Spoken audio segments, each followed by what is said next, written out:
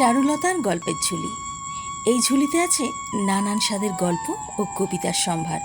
এখনও যারা এই ঝুলিকে সাবস্ক্রাইব করনি তারা তাড়াতাড়ি করে ফেলো, আর যারা আগে করে ফেলেছ তাদের অনেক ধন্যবাদ। কেমন আছো বন্ধুরা? আশা করি ভালোই আছো। আজ আমি তোমাদেরকে কে প্রথম কাছে এসেছি গল্পের অন্তিম পর্ব শোনাতে চলেছি। আগের পর্বগুলো শুনে না থাকলে একবার শুনে নিও। বিকেলবেলা ঝিনুককে ব্যালকনিতে দেখতে না পেয়ে সমুদ্র পিয়ালিদের বাড়িতে চলে আসে, আর তখনই জানতে পারে ঝিনুককে ওর বাবা এসে নিয়ে গেছে। ঝিনুক চলে গেছে শুনে সমুদ্রের মনটা বেশ খারাপ হয়ে যায়। তাই ও দেরি না করে স্টেশনের দিকে সাইকেল নিয়ে ছুটতে থাকে। কিন্তু ও সেখানে গিয়ে দেখতে পায় কলকাতা যাওয়ার ট্রেন ছেড়ে দিয়েছে। সমুদ্র হতাশ হয়ে ভাবতে ভাবতে বাইরে এলে তখনই পিয়ালি ওকে ঝিনুকের একটা চিঠি দেয়। ঝিনুক যাওয়ার আগে সমুদ্রকে ওর বাড়ির ঠিকানা, ফোন নাম্বার সব কিছু জানিয়ে গেছে। ঝিনুকের চিঠি পড়ে সমুদ্র তো বেজায় খুশি। ও তখনই ঠিক করে আগামীকাল কলকাতা যাবে। এরপর কি হতে চলেছে চলুন জেনে আসি গল্পের অন্তিম পর্বে। গল্পের নাম কে প্রথম কাছে এসেছি। গল্প রচনা আমি তোমাদের বন্ধু জলি। গল্প পাঠে অনিমা রায়। সমুদ্র ও অন্যান্য ভূমিকায় সৌম্য সামন্ত। ঝিনুক আর অন্যান্য ভূমিকায় আমি তোমাদের বন্ধু জলি।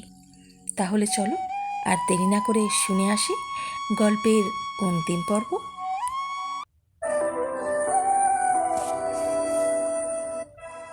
পরদিন সকালে উঠেই সমুদ্র নিজের সব জামা কাপড় গুছিয়ে নিয়ে বলল, মা, আজই আমায় কলকাতায় ফিরতে হবে, একটা জরুরি কাজ আছে। বেশ স্বাভাবিকভাবেই বলল সমুদ্র। সে কি রে, তোর তো আরো 10 দিন থাকার কথা ছিল, এত তাড়াতাড়ি চলে যাবি? মেয়েটাও নেই, তুইও চলে যাবি? বাড়িটা একদম ফাঁকা হয়ে যাবে রে। মা, এরকম কেঁদো না প্লিজ। অনেক দিন তো থাকলাম, আবার আসবো মকর সংক্রান্তিতে পিঠে খেতে। তুমি নানা রকম পিঠে বানাবে, আমরা শান্তিনিকেতন ঘুরতে যাব তখন পৌষ মেলায়, ঠিক আছে? আর কেঁদো না প্লিজ। দেখো, তুমি এরকম কাঁদলে আমি কি করে যাই বলো তো? মীনা দেবীকে জড়িয়ে ধরে বলল সমুদ্র। পরদিন সকালে ঝিনুক ছাদে ওর গাছগুলোতে জল দিচ্ছিল। কি মনে হতেই ও নিচের দিকে তাকিয়ে দেখে একটা সাদা টি শার্ট আর জিন্স পরে সমুদ্র একটা দোকানে দাঁড়িয়ে চা খাচ্ছে। ঝিনুকদের বাড়িটা একদম রাস্তার ওপরে, তবে মেন রোডের ওপরে নয়, বাই রোডের ওপরে, যেখান দিয়ে বড় গাড়ি না চললেও ছোট গাড়ি চলাচল করে। হঠাৎ ছাদ থেকে সমুদ্রকে দেখে লাফিয়ে ওঠে। সমুদ্র ওকে দেখে হাত নাড়িয়ে ইশারা করে। ঝিনুক ওকে ইশারা করে বলল রোডে যেতে। ও কিছুক্ষণের মধ্যেই আসছে। সমুদ্র ওর কথা বুঝতে পেরে সেদিকে চলে যায়। কিছুক্ষণের মধ্যেই ঝিনুক একটা হলুদ সালোয়ার কামিজ পরে দ্রুত পায়ে এগিয়ে আসতে থাকে। সমুদ্র ওকে দেখতে পেয়ে মুখে হাসি ফুটে ওঠে। তুমি তুমি কবে এলে? গতকাল এসেছি, ওখানে আর ভালো লাগছিল না, তাই তাড়াতাড়ি চলে এলাম। তুমি কেমন আছো বলো? এতক্ষণ মন খারাপ ছিল, এখন বেশ ভালো লাগছে। এই ঝিনুক, সামনে একটা পার্ক আছে, যাবে? অনেক কথা আছে তোমাকে বলার।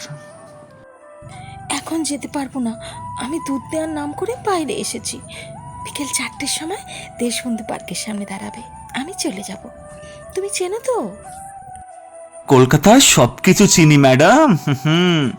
তুমি শুধু বলো কোথায় আসবে, আমি ঠিক হাজির হয়ে যাব। আচ্ছা, এখন তাহলে আসি, বিকেল 4টে। সমুদ্র ওর দিকে নিষ্পলক তাকিয়ে থাকে যতক্ষণ ঝিনুককে দেখা যায়। ঝিনুক ওর চোখের আড়ালে চলে যেতেই ও ওর মেসের দিকে পা বাড়ায়। ও থাকে মানিকতলায় একটা মেসে, ওর সাথে আরও 4টে ছেলে থাকে। এখন ওরা নেই, সবাই নিজের নিজের বাড়ি ঘুরতে গেছে। সবাই 1 তারিখের পর আসবে। সমুদ্র সিটি কলেজে পড়ে বোটানি নিয়ে। ওর কলেজ খুলতে বেশ কটা দিন বাকি, তাই কটা দিন ও জমিয়ে প্রেম করবে ঝিনুকের সাথে, এটাই মনে মনে প্ল্যান করে নিয়েছে। ক্রিসমাস উপলক্ষে কলকাতা সেজে উঠেছে আলোর সাজে। শহরের রাজপথ থেকে অলি গলি পর্যন্ত আলোর সজ্জায় সজ্জিত। সমুদ্র আর ঝিনুক দুজনেই বেজায় খুশি। বিকেল 4টে বাজতেই ঝিনুক একটা আকাশি সালোয়ার কামিজ পরে সাথে সাদা ওড়না নিয়ে এগিয়ে আসতে থাকে। সমুদ্র দূরে দাঁড়িয়ে একটা জিন্স আর গোল গলা সোয়েটার পরে। বেশ সুন্দর লাগছিল দুজনকেই।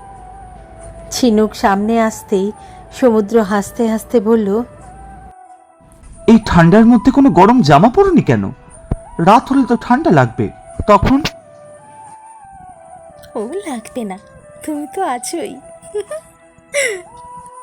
আচ্ছা, তাই বুঝি? ঠিক আছে, দেখবো দেখবো, তখন কিন্তু কোনো না শুনবো না। ঝিনুকের হাতটা চেপে ধরে ওর কানের কাছে ফিসফিস করে বলল সমুদ্র। বেশ কিছুক্ষণ ওরা হেঁটে এসে বসলো একটা বেঞ্চের মধ্যে। সমুদ্র ঝিনুকের হাত শক্ত করে ধরে আছে। বেশ অনেকক্ষণ দুজনে চুপ। দুজনেই একে অপরের হাতে হাত রেখে সামনের দিকে তাকিয়ে আছে। বেশ কিছুক্ষণ পর সমুদ্র বলে ওঠে, জানো, সেদিন আমি তোমার সাথে দেখা করার জন্য স্টেশনে গিয়েছিলাম, কিন্তু ততক্ষণে তুমি চলে গেছিলে। ওটা তো ছিল ক্ষণিকের দূরত্ব, এখন তো আমরা রোজ দেখা করতে পারবো, তাই না? সমুদ্র ঝিনুকের হাতটা নিজের মুখের সামনে এনে একটা গাঢ় চুম্বন করে ঝিনুকের দিকে তাকিয়ে থাকে আর গুনগুন করে গাইতে থাকে। কে প্রথম চেয়ে দেখেছি, কিছুতেই পাই না ভেবে, কে প্রথম ভালোবেসেছি, তুমি না আমি। সমুদ্রের গান শুনে ঝিনুকও সমুদ্রের হাত জড়িয়ে ধরে গেয়ে ওঠে। এরপর দীর্ঘ 8 বছর কেটে গেছে, আর যত সময় এগিয়েছে ততই ওদের ভালোবাসা মজবুত ও দৃঢ় হয়েছে। এখন ওরা অনেকটাই পরিণত।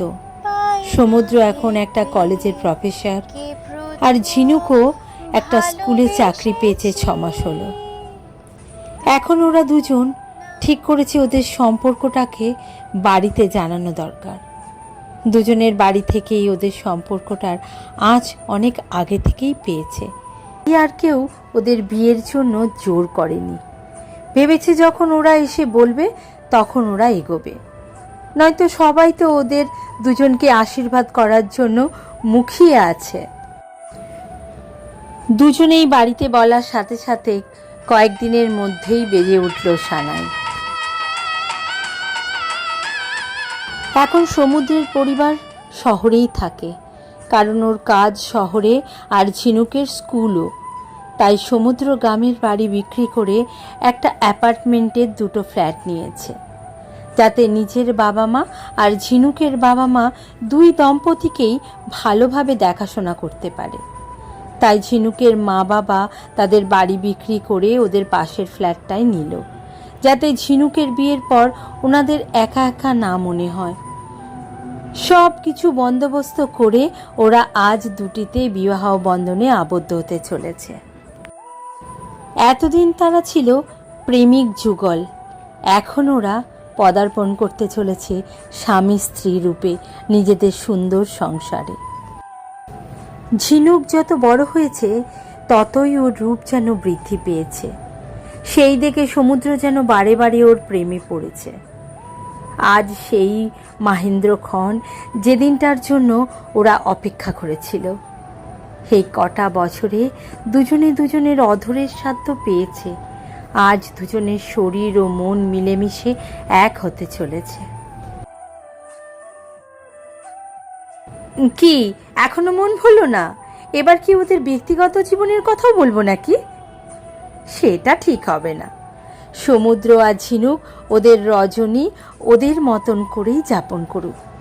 আসুন আমরা ওদের আশীর্বাদ করি, যাতে ওদের আগামী দিনগুলো স্বর্ণালী সুন্দর মঙ্গলময় হয়। দীর্ঘ 2 বছর পার হয়ে গেছে। এই 2 বছর ওদের বিবাহিত জীবন বেশ সুন্দর কেটেছে। আজ সকাল থেকেই ঝিনুকের পেট বেশ ব্যথা করছে। এখন ঝিনুকের ভরা মাস চলছে। সমুদ্রের মা সমুদ্রকে ফোন করেছে। মা, তোমরা ওকে নার্সিংহোম নিয়ে যাও, আমি ওখানেই যাচ্ছি। রাত তখন প্রায় 10টা। সমুদ্র আর ঝিনুকের বাড়ির লোক তখন ওটির সামনে উৎসুক হয়ে বসে আছে। সমুদ্র উদ্বিগ্ন হয়ে পায়চারি করছে। ঠিক তখনই ওটির লাইট বন্ধ হয়ে যায়। কিছুক্ষণ পর একজন নার্স বেরিয়ে আসে একটি বাচ্চাকে কোলে নিয়ে। সবাই সেদিকে এগিয়ে যায়। নার্সটি হেসে বলে, মেয়ে হয়েছে, মিষ্টি খাওয়াতে হবে কিন্তু। সমুদ্রের মুখে হাসি ফুটে ওঠে। ও ভীষণ ইচ্ছে ছিল যাতে মেয়ে হয়। ও নার্সের দিকে এগিয়ে গিয়ে বলল, ঝিনুক কেমন আছে? ভালো, মা মেয়ে দুজনেই সুস্থ আছে। কিছুক্ষণ পর আপনারা ওনার সাথে দেখা করতে পারবেন। কথাটা বলেই নার্স চলে গেল। প্রায় ঘন্টাখানেক পর সবাইকে ঝিনুকের সাথে দেখা করবার অনুমতি দেয়। ঝিনুকের বাবা সমুদ্রের কাঁধে হাত রেখে বলল, বাবা, তুমি আগে যাও, আমরা নয় কিছুক্ষণ পর যাব। সমুদ্র হাসি মুখে দৌড়ে কেবিনে ঢুকে দেখে ঝিনুক বাচ্চাটির দিকে চেয়ে বসে আছে। এই ঝুমি, কি ভাবছো? তেমন কিছু না, এই মেয়েকে কিভাবে মানুষ করব তাই ভাবছি। যা দিনকালের অবস্থা। এই, তুমি খুশি নও? চারিদিকে যা ঘটছে তাতে ভীষণ ভয় লাগছে সমু। আমাদের মেয়ে অকালে হারিয়ে যাবে না তো? চিন্তা করো না, আমাদের মেয়েকে আমরা ছোট থেকেই শাস্ত্রে ও শস্ত্রে পারদর্শী করব। অন্য কিছু পরে শিখলেও হবে। আমাদের মেয়ে যাতে সমাজে নির্ভয়ে চলতে পারে তার দক্ষ করে তুলব ছোট থেকেই। এই, আমি ওর একটা নাম ভেবেছি, শুনবে? কি নাম? মুক্তা। সমুদ্র আর ঝিনুকের মুক্তা।